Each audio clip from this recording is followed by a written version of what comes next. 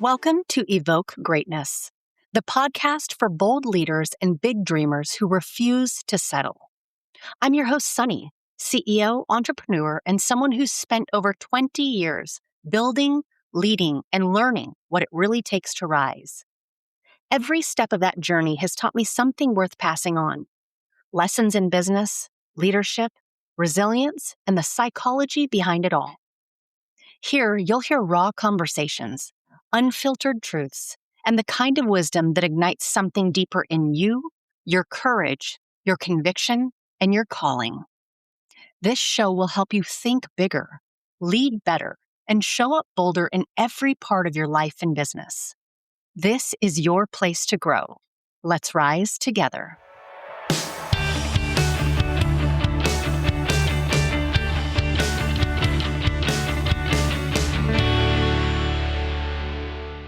What if greatness isn't a mindset? What if it's actually a frequency? Today, I'm sitting down with a pioneer in sports neuroscience who has scanned over 18,000 brains during live performance. And what he found in those scans completely reframes everything we think we know about peak performance, pressure, and why we choke. This is part one, and I promise you, by the end of this conversation, you will never think about your brain in the same way. Let's hop into it. Welcome back to another episode of Evoke Greatness. There's a moment right before the swing, right before the speech, right before the decision that changes everything. And in those seconds, your brain decides whether you access greatness or tension. Today's guest has studied that moment at scale. Dr. Izzy Justice is the Chief Neuroscience Officer at Neuro 580, a leader in human performance, sports psychology, and mental training. As a pioneer sports neuroscientist, he has conducted over 18,000 EEG brain scans during live performance, analyzing what happens in the brain in the seconds and minutes before someone performs at their best. He's certified more than 300 coaches worldwide, worked with elite athletes across multiple sports, many of whom have gone on to win major championships and Olympic medals. He is the creator of NeuroHacks, rapid science-backed techniques designed to remove mental distractions, sharpen focus under pressure, and help performers access flow in real time. Beyond sports, Dr. Izzy has coached more than 30 CEOs and dozens of chief people officers, helping leaders elevate mindset, strengthen resilience, and drive business performance through neuroscience. He's the author of 10 books. He captured his second bestseller title most recently with his book, Life Explained. If you've ever wondered what your brain is doing in the moments before greatness, friends, this conversation is for you. Dr. Izzy, welcome to the show. Sunny, thank you so much for having me. I look forward to talking to you and sharing some knowledge with your audience. You have scanned over 18,000 brains during live performance. I am so curious. I told Dr. Izzy before we hit the record button that this is so up my alley that I just geek out on this the entire time. So I'm so excited to dive into this. But what consistently happens in the brain in the seconds right before someone's performing at their very best? Yeah, thank you for asking. You know, the actual number is actually much, much greater than 18,000, but 18,000 is sort of what we can document, what we have actually studied. So,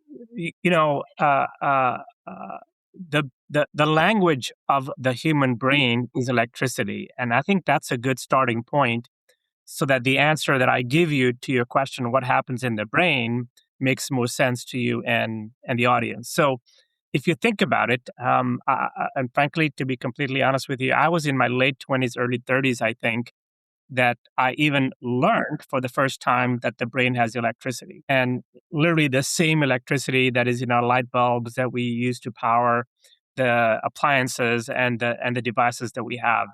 And if you think about it, a good question to ask before I answer your question is why?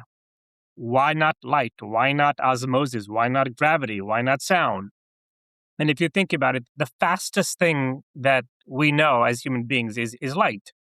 But light needs to travel through air. It cannot travel through anything opaque. Sound is too slow. If you're walking somewhere, Sunny, and let's say taking a walk at a park somewhere, About 10 feet in front of you, you see something black on the ground, as an example. The light from that object has to travel from that object through your eyes. It's got to go to your brain. Your brain has to label it.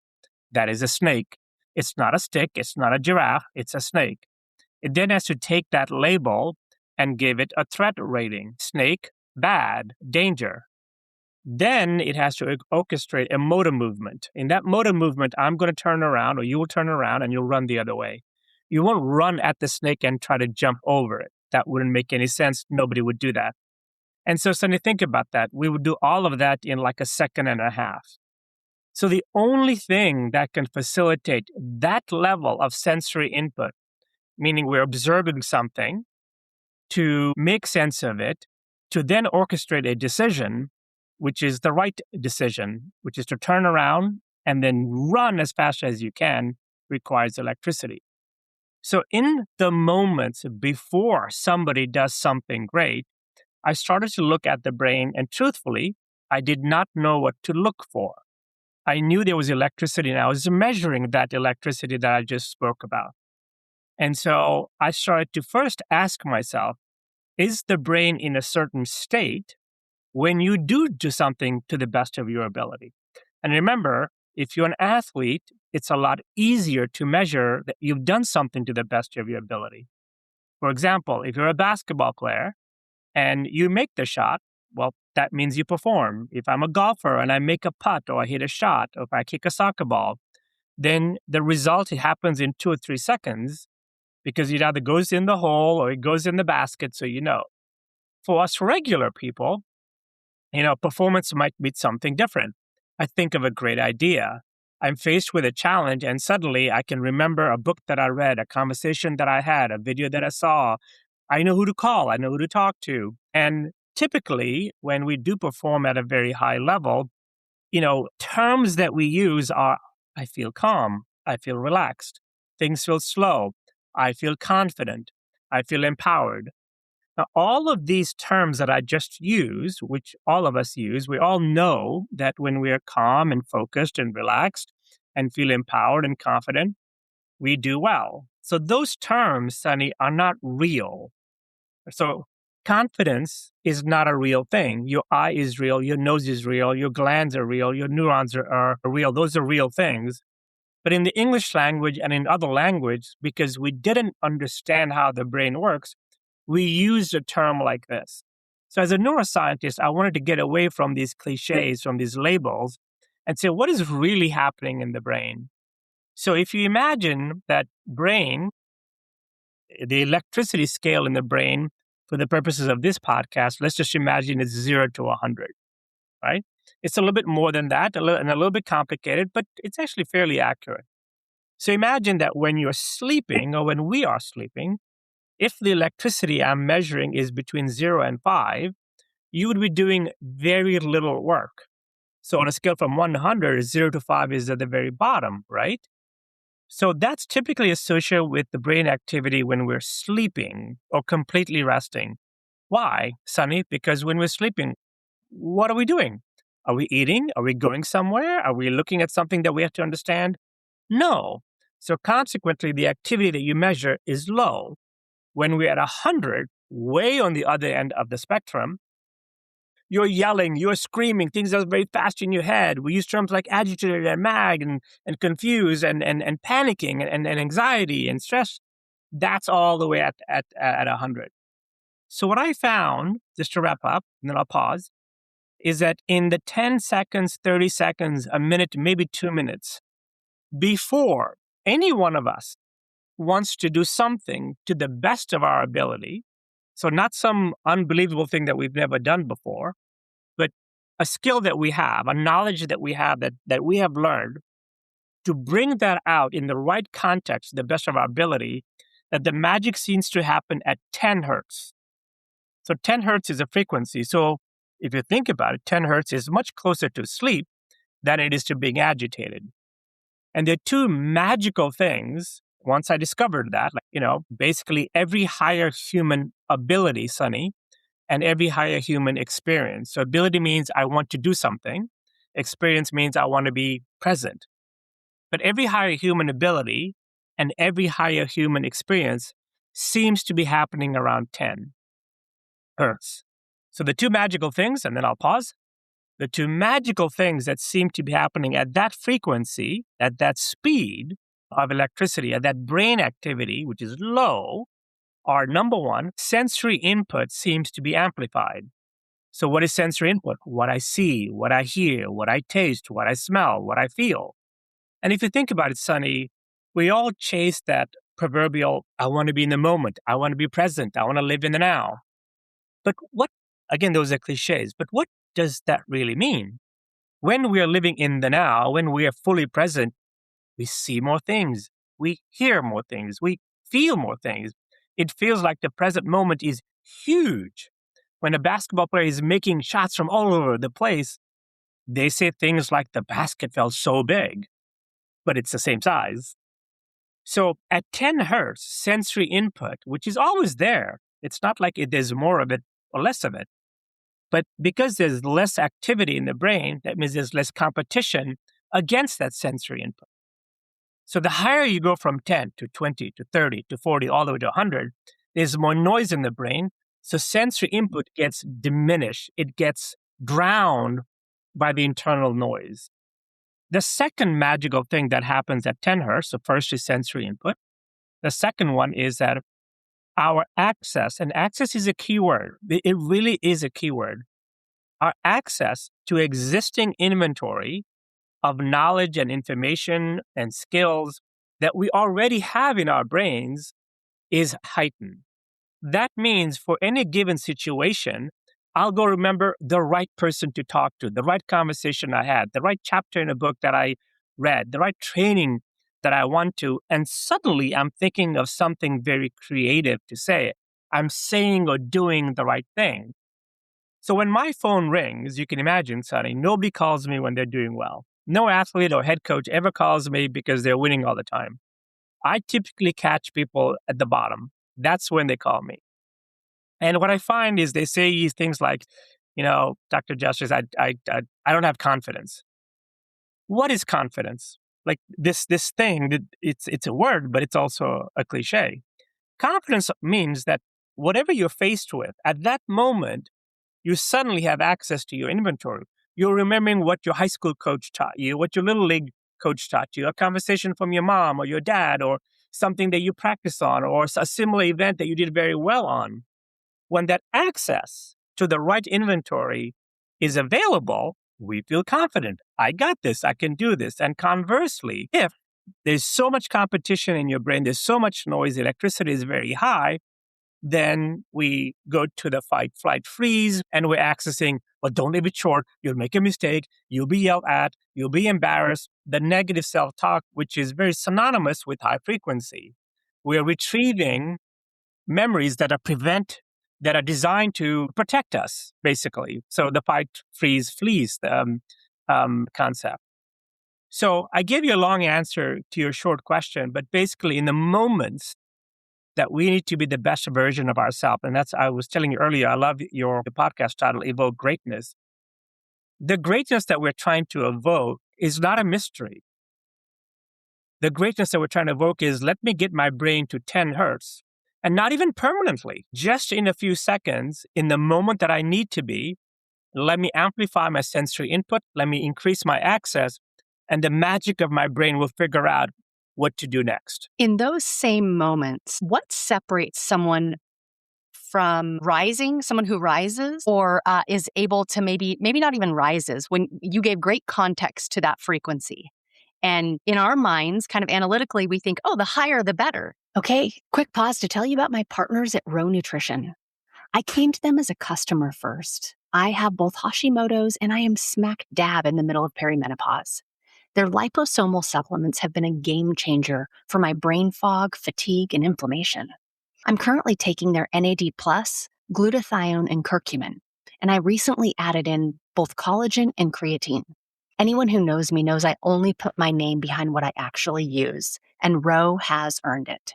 You can use the code SONNIE15, SONNIE15 for 15% off at rownutrition.com, or you can click the link in the show notes and it'll take you right there. All right, let's hop back into the episode. So I love that you grounded that right out of the gates, is that 10 hertz is actually like the sweet spot to be at. So what separates someone from maintaining that versus someone who all of a sudden allows all the noise in? Yeah. So I understand what you're asking, but if you'll allow me, let me rephrase what you're asking me, because Please. I'm a neuroscientist. I'm not a psychologist. So I, I, I don't know that it is a choice, and I don't know that it is behavioral. It is, again, I'll go back to electricity. So anyone, because we can mutate depending on the situation. I can do amazing things, and the same human being, depending on another situation, I might panic. So typically, when all of us human beings, especially the older that we get, unless we're unbelievably lucky, have trauma. There are events in our past where, they were surprises to us. We were not ready for them. They basically, what we call in the neuroscience world, they spiked our brain. The surge in the electricity that was around that traumatic event was very high, so it gets stored. The brain stores all of our experiences. But unfortunately, Sunny, the brain does not have a fair standard of storing our memories and our experiences. It will always prioritize the negative experiences. And frankly, it is a wonderful design. It's not a flaw. So I'll give you several examples. Let's say that I lived several thousand years ago in the Serengeti in Africa, and my family and my kids and I are outside, and we see this beautiful animal come up, and we all like, oh my gosh, look at all the hair on that animal. It's so beautiful. We go to pet it, and it eats my child because I didn't know it was a lion, and I didn't know it was dangerous. I promise you, generationally, that person, that dad is going to make sure if you ever see a lion, if you ever hear a lion, run. So it is a good thing for our survival to inventory and give it a priority to negative experiences. In the world that we live in today, we're obviously not faced with lions eating us. Luckily, most of us don't face an existential stress every day, but we have other types of trauma. So I find that when a human being is faced with an experience that is challenging to them, if that experience evokes that high frequency, so that trauma that somebody suffered, then there is a surge of electricity. And that surge then kills, like I said, it diminishes sensory input, it reduces access. I'll give you a great example. There was a very well-known NASCAR driver that came to see me. I will not give you his name, but he had won a lot of races. And, 2 years had gone by since he had won anything. And what happened 2 years ago, that there was a car accident that he had. There was a wreck in a race. Now, the wreck, if you see it on YouTube, was horrific. Like, if you saw that wreck on YouTube, you would be shocked that a human being could survive it. But thank God he came out without a scratch. But since that moment, his crew chief, his owner were saying he's not the same driver. He's much more defensive. He's much more cautious. So after 2 years of not performing very well, they brought him to me, and I started to measure his brain. And I said, well, how do you feel about that wreck? I was like, well, my team is overreacting. I'm fine. I got over it. So I measured his brain. And I said, well, do you want to go back and tell me about it? He's like, yeah, sure. I got this. No problem. So we started to look at the YouTube. I hadn't even opened the YouTube. I just said, let's look at it. And the surge of electricity in his brain went way up. Right? And I was recording it, luckily, at the time. I never even opened it. I showed it to him. And so, I view trauma as the primary indicator of whether someone can respond to a challenge that they're facing. Remember, we have the most biased, the most sophisticated, but also the most biased organ in the whole world. If I gave you a topic or a challenge and you went to YouTube or ChatGPT or Google and you said, hey, give me all the relevant information about this topic, that search engine would go look everywhere, find all the articles in the research, and give you objective information. When we as human beings are faced with a challenge, we do have the same search, but we don't go to the internet, we go to our own brain. And we're limited to the inventory that is in our brain, and we're at the mercy of the highest frequency engrams or memories that are in the brain. So it's not a personality thing. So I can be very good at something. Now, I was abused as a child by my father, and I suffered trauma as a child. It took me 20, 30 years to realize that the kinds of situations that brought out my worst, i.e., not my best, were situations that reminded me of what my dad did to me or what he could do to me. And, for example, I have an aversion to bullies. Like when I see a human being bully another human being, whether it's in a corporate space or a child, I get this reaction. Like, I want to fight. I want to go defend that child. And I yell. And normally I'm a calm person. I mean, I do this for a living, but I couldn't understand why certain people and certain situations made me react the way that I did. But it was because there was some element, even if there was a sniff of what I was experiencing, that input, because my brain has to make sense of it. My brain doesn't go to ChatGPT or to Google. It goes to my inventory. And when faced with something challenging, it's going to go find the highest vibrating frequency or the most to say, look, we've done this before, bro. We don't want to go there again. So our best version is based, I know people don't want to hear this, and I wish I didn't have to say this, but we are biased and limited to our own inventory. That means that trauma is unfortunately the most powerful, I call it context giver. The way that we make sense of something is context. That same snake example I gave you, Sonny, if I had never seen a snake in my life, never known a snake, I would just walk towards it. How would I know that a snake is danger? Well, I must have seen a movie. Someone might have told me about it. I must have seen some kind of image where a snake goes, made a sound. But I have to, I'm limited to my inventory. And so in the book, Life Explained, I say a traumatic past is nothing more than an experience that is missing a last chapter. And I find over and over again, I've been very privileged to work with amazing athletes, amazing head coaches, amazing performers, artists. I can't think of one, Sonny, truthfully, that didn't suffer a trauma and that isn't using their trauma. So it's very paradoxical that we think of a trauma as something to be ashamed of, something that holds us hostage, whereas in fact, it can be converted into something that gives us our raison d'etre. Like it is the source of passion. Michael Jordan, in his Hall of Fame speech, I don't know if you ever saw it, it's brilliant, it's on YouTube. He says that when he got cut by his high school coach, like that was the most powerful moment for him, and he never forgot it. Every athlete has a story where someone said, "You are not good enough." Just like my father, made me feel like I was a mistake and I was never good enough. And I was abused, and it didn't make sense to me personally how a parent could abuse a child. Like I don't understand it. I could never do that to my own kids. But the way that I wrote my final chapter was I raised two kids, and I said, I will do the things to them that are the opposite of what I did. And I will make sure that whatever behaviors I exhibit, they always know that I'm on their side. That doesn't mean I let them get away with stuff, but I made sure that they knew I was on their side. I made sure we had the same uniform. I made sure that I would protect them to the end of the world. I would challenge them. I would push them, but I was on their team. And so I wrote a chapter, and that allowed me to heal.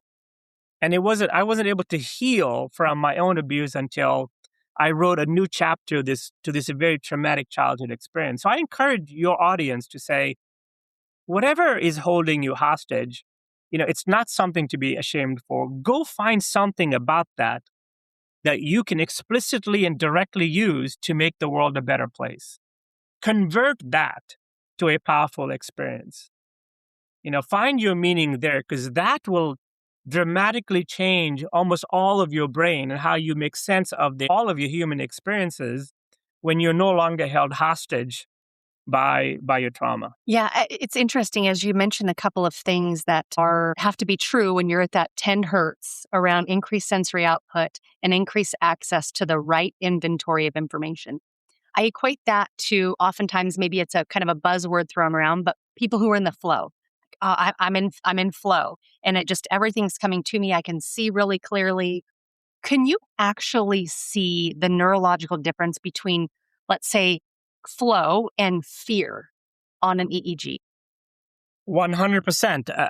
And not just that. Again, to me, neither flow nor fear are real. I want to be very careful when I say that, but I understand what you mean by both of them. Both of them, flow was a term coined in Europe by Nietzsche, and the term that he was trying to use was overflow, so he picked flow. But flow is no different than being in a Zen mode or being in a zone or being empowered or being confident. But all these terms are basically describing 10. Now, the higher you go up from 10, just remember, with the more frequency, the higher the electricity in your brain. The brain is very, very small and it works like in networks. So typically, fear is a combination of very high EEG, so electricity, but also neurotransmitters and neurochemicals that higher electricity evokes to protect you. So cortisol, for example, is a very common one. It spikes up. Serotonin goes down. But there's a reason for that. The reason is because when cortisol goes up, believe it or not, some good things happen. Our pupils dilate. Our body gets a surge of glycogen because it wants to prepare you to run or to freeze or to those kinds of things. So cortisol is not our enemy per se. We need it to survival. I mean, we do face threats. Like, maybe I'm driving and suddenly a car swerves in front of me. I need cortisol. I got to react very quickly. I got to make a decision. So, but at the end of the day, a brain that is in what you call flow is around 10 hertz. But I would caution people against, using cliches. In every other science, we are much more accurate. If I go to a doctor and I say my left knee hurts, Sonny, around the world, people would know that the left knee is on the left leg. A doctor in China is not going to say left knee, well, it's right here on your shoulder. No. But when it comes to human behavior and psychology, we use all these terms. I'm mad, I'm angry, I'm annoyed, I'm in flow, I'm confident, I'm not. I think part of the noise in our brain is that we're using so many terms. What's to keep someone 5 years from now from creating another word like glow? And then going and finding biomarkers that are related to glow, like being calm or lower heart rate and those kinds of things. But at the end of the day, it's so much easier and accurate to say, oh, it's actually 10 hertz. And people, because heart rate is easier to measure, our heart rate variability, we often associate low heart rate with flow, and that's actually not accurate. I've done Ironmans. I used to run, bike, swim a lot, and sometimes I'm running a marathon at 150, 160, 170 hertz, but I feel like I'm floating, right? So this is very common, so it's the electricity that's the master. Your brain is where all of life is happening. Your entire human experience is happening in the tiny little thing caged inside your skull. And it bothers me, if I may say that. I'm careful when I say things like that. It really bothers me, Sonny, truthfully, that as people, young people, children, young adults, grown-ups, that we learned so many things to be better versions of ourselves, to navigate this thing called the human experience, civics, geography, algebra, health, da-da-da. Like, where was the class on our brain? Like, the one thing we are going to use for everything, forever, was somehow left out of our curriculum? I was in my 30s, I told you, when I even learned there was electricity in the brain. So there's a missing educational component. And the part of the problem is that most of neuroscience has been focused on the clinical side. Alzheimer's, epilepsy, Parkinson. Something's broken, so I want to go look at what's broken so I can fix it. There's money to be made there. But what about the rest of us who are just regular people who want to do, like you said, the name of your podcast, which I love, on any given moment, we want to evoke our greatness. I want to be the best version of myself. I'm still using my brain. Why is there not enough research on regular people just trying to get through the day being the best version of themselves? Okay, this is where we hit the pause button. In part 2, Dr. Izzy and I go even deeper into what actually happens in the brain when someone chokes under pressure. The fastest way to shift out of the mental noise and into clarity in real time, and whether elite athletes are neurologically wired differently or if they've simply trained access to certain brain states. We also get into the leadership side. Is there a neurological difference between an Olympic athlete and a CEO about to make a major decision? And Dr. Izzy shares the one daily mental conditioning practice he'd give every high performer to elevate how their brain shows up under pressure. You're not going to want to miss it, so make sure to come back next week for part 2. Okay, stay with me for just a second before you go. Living with Hashimoto's and being in the middle of perimenopause means brain fog shows up in the middle of conversations, decisions, and moments that matter. And I refuse to stay there. I'm very selective about what I put in my body. Intentional. So when Meraki came to me wanting to support this community, I said yes because I already believed in what they do. Methylene blue, mitochondrial health, cognitive performance, mental clarity. It works for me. I want it to work for you too. Meraki Blue is giving the Evoke Greatness community 20% off. Use the code Evoke Greatness, all caps, no spaces at checkout. I promise you, your brain isn't broken. It's just waiting on the right support. If today's episode challenged you, moved you, or lit a fire in your soul, don't keep it to yourself. Share it with someone who's ready to rise in their leadership, their business, and their life. And if you haven't already, I'd be so grateful if you took 30 seconds to rate and review the podcast. It's one of the most powerful ways to support the show and help us reach more bold leaders like you. Because this isn't just a podcast, it's a movement. We're not here to play small. We're here to lead loud and elevate how we think, lead, and execute, one bold and unapologetic step at a time. Until next time, stay bold, stay grounded, and make moves that make mediocre uncomfortable.